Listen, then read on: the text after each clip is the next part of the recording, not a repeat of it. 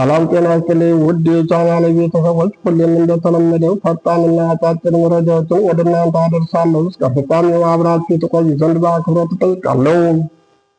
በመጀመሪያም ሰበር ዜና አለኝ። ሰበር ዜናውን አስደምጣችኋለሁ። በመቶዎች የሚቆጠሩ ሙትና ቁስለኛ ሲሆኑ በርካታ የጦር መሳሪያ መማረኩ ታወቀ።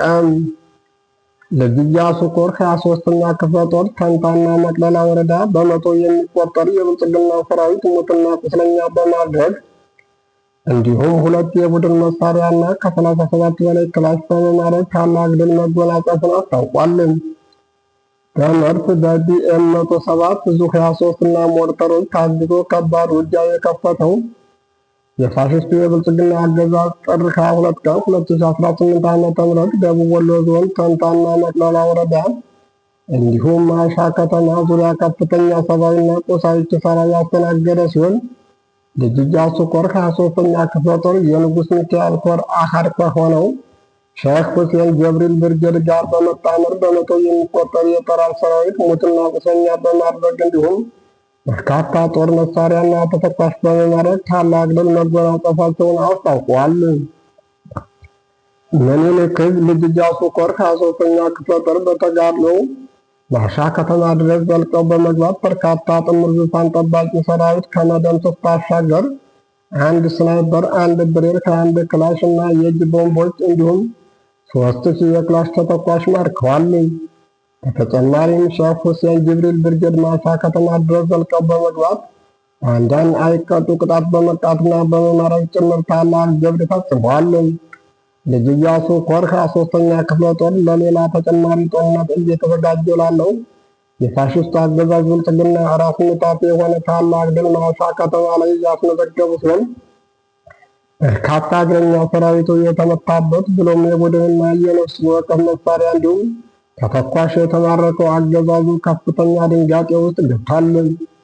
ከባድ ሰብአዊና ቁሳዊ ኪሳራ ያስተናገደውና የፋኖን ክንድ መቋቋም ያቃተው የብልጽግና ሰራዊት የበቀል አፈሙዙን ወደ ንጹሐን ጦር መሳሪያ ያልታጠቁ አማራዎች በማዞር ተንታ አካባቢ አንዲት እናት በሞርተር የገደለ ሲሆን በዙ 23 9 መኖሪያ ቤቶችን አቃጥሏል። መዳረሻው ድልና ነጻነት የሆነው የአማራ ሕዝብ የህልውና ተጋድሎ ተጠናክሮ ይቀጥላል ሲል የአማራ ፋኖ ብሔራዊ ንቅናቄ ምስራቅ አማራ ቀጠና ምኒልክ ዕዝ የህዝብ ግንኙነት ክፍል አስታውቋል። ወደ ሁለተኛው መረጃ ሲሻገር በፌዴራል መንግስትና በትግራይ ኃይሎች መካከል ዳግም ግጭት ሊፈጠር ይችላል የሚለው ስጋት በከፍተኛ ሁኔታ ማየሉ ተዘገበ።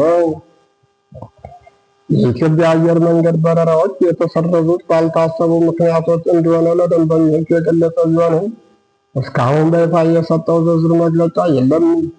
ይሁን እንጂ ስማቸው እንዳይጠቀስ የፈለጉ አንድ ከፍተኛ የጸጥታ ባለስልጣናት እንደገለጹት የበረራ መቋረጡ በፌዴራል መንግስትና በክልል ኃይሎች መካከል ከተቀሰቀሰው አዲስ ግጭት ጋር የተያያዘ ነው ብለዋል። በምዕራብና ደቡባዊ ትግራይ አካባቢዎችም የድሮን ጥቃቶችና ወታደራዊ እንቅስቃሴዎች መኖራቸው ተሰምቷል። በረራ መቋረጡን ተከትሎ በትግራይ ነዋሪዎች ዘንድ ከፍተኛ መደናገጥ ተፈጥሯል። በርካቶች ባለፈው የ2 ዓመት ጦርነት ወቅት የደረሰባቸውን አሰቃቂ እንግልት በመፍራት ክልሉን በየብስ መንገድ ጥለው ለመውጣት እየሞከሩ ነው። ከመቀሌ ከተማ ወደ አዲስ አበባ የሚወስዱ የአውቶቡስ ትኬቶች እስከ መጪው ማክሰኞ ድረስ ሙሉ በሙሉ የተሸጡ ሲሆን በባንኮች፣ በኤቲኤም ማሽኖች አካባቢ ረጅም ሰልፎች ታይተዋል።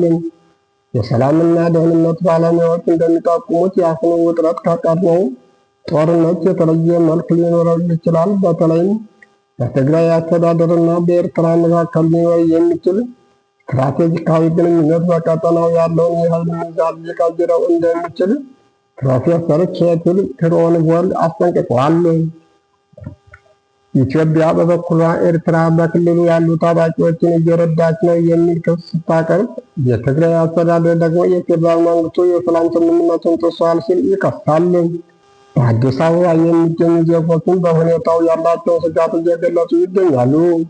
ኢትዮጵያ ሰላም ይገባታል፣ ከጦርነት ማንም የሚጠቀም የለም ሲሉ ነዋሪዎች ለሰላም ቅድሚያ እንዲሰጥ ጥሪ አቅርበዋል።